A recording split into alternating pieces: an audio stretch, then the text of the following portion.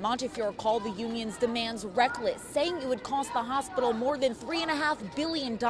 Judge Guy Mitchell found Sergeant Eric Duran guilty of manslaughter in the second degree. If this tree fell a little bit more this way, it could have hit the home. Supporters, donors are just flooding in here. Just a lot of snow. It keeps on coming down. We've been watching this snow just pelt me in the eyes for hours and hours. This is the command center, a 24-hour operation where cops are monitoring cameras throughout the transit system. People say they come here so early because they can't risk missing out on the food. Her caregiver has to put her in this chair, lift her up into the shower. 4 people were found dead inside this apartment building behind me. You either have to step up on this unstable sidewalk or you gotta walk into The street, which is dangerous. The Metro cards are kind of flimsy. There are some new additions to the garden. This is Luann. Luann, say hello. It was an emotional day in court as former Sergeant Eric Duran spoke directly to the family of Eric Dupree.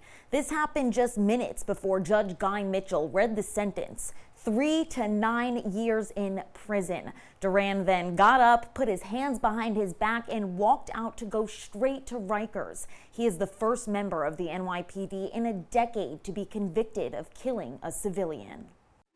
Justice for Eric Dupree! Black Lives Matter activists celebrating, holding hands with Eric Dupree's mother as they exit the courtroom where former Sergeant Eric Duran was sentenced. It was a packed hearing as we all waited for the judge to sentence the former sergeant to 3 to 9 years in state prison, a sentence the prosecution suggested, adding officers can't be allowed to cover up for their actions. His defense says Duran already lost his job and pension. The consequences attached to his name will stick with him forever, and that incarceration is unjust. Eric Duran speaking next, directly apologizing to Dupree's mother, who was in tears. Judge Guy Mitchell then reading the sentence, and Duran was gone in a flash, off to Rikers. Outside court, Dupree's family reacting. I never gonna sleep well like every time, but yeah, I'm okay right now. He deserved the maximum, but the judge, he the justice, and we can sleep well. Keep the killer cop in jail. Dupree's supporters saying they'll accept the sentence, adding most of the time cops walk free. He will get what he deserves, and I want to say to everybody in New York City, today the court said that Eric's life had value. The NYPD and Duran's defense team with a different message. Today will forever be the darkest day of our career, of our profession. But here, because it's a police officer, not only he gets tried, not only does he get wrongly convicted, but he gets a sentence that is so out of step with what's been going on in law enforcement. Idala goes on to say our judicial system right now is focused on alternatives to incarceration, and that's not what we saw in the courtroom today. He says the sentence is, quote, shockingly severe, and they're meeting with the appellate division as soon as possible. They're going to ask for bail pending appeal. Heather, this is important because the appellate division has the power to let Eric Duran out of jail when the appeal is pending. Then, depending on the outcome of the appeal, if they win, he'll stay out, and if he doesn't, he'll go back. Now, they're going to want to do this as soon as possible. This process takes a few weeks, so we're going to have to wait and see what the outcome is. But for the former sergeant, he's now starting his sentence at Rikers. People are scared. We spoke with residents who say they had to run out of their house in their pajamas, some leaving medication behind. Others have pets that are still upstairs. Residents say they're shocked and they want answers.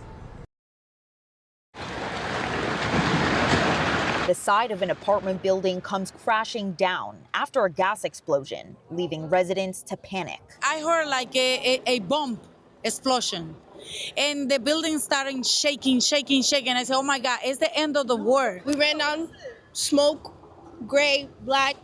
Everybody was running in and out the building. Nobody knew what happened. What happened was this: an entire corner of the building gone. Rubble now covers the ground. Residents had to run. Victoria left her phone and important medication upstairs. I can't call my doctor because my phone is up there. My doctor's phone number is on my phone. The shock and horror triggering a panic attack for Marilyn Olivo. I have something for panic attack, and it's inside there too. They say we cannot go inside now. but I don't know what is going to happen to us. She says she feels hopeless and has a scary noise haunting her mind. When that happened, it's moving like it was made of paper. Boom, boom, boom, boom. John Rodriguez watched the collapse from his bedroom window. He's afraid his building will be next. My tears came out. And I said, nope, let me get out of here. We still don't know the exact number of displaced residents, but we do know that it's a 20-story apartment building. Sources say that all 11 of the buildings that are part of Mitchell houses have no gas, and NYCHA is bringing temporary units in the meantime. We're also waiting to hear back from Con Edison on when they're going to return gas service. For now, we're in Mott Haven. Lindsay Tanney, News 12, The Bronx. 4 people drugged out, passed out as a woman grabs her mail from her lobby. A little girl with a backpack watches them. Todo dia. Residents say it's like this every day at 2654 Valentine Avenue. They make a noise anytime. They smoke. They use drug, crack. This video shows someone handling what appears to be a crack pipe, and another scene, someone openly smoking something in the lobby. We're scared of them. Sometimes they fight, sometimes they have things that we don't know what they do. This guy seems to pass drugs to another person while someone roams around in the back.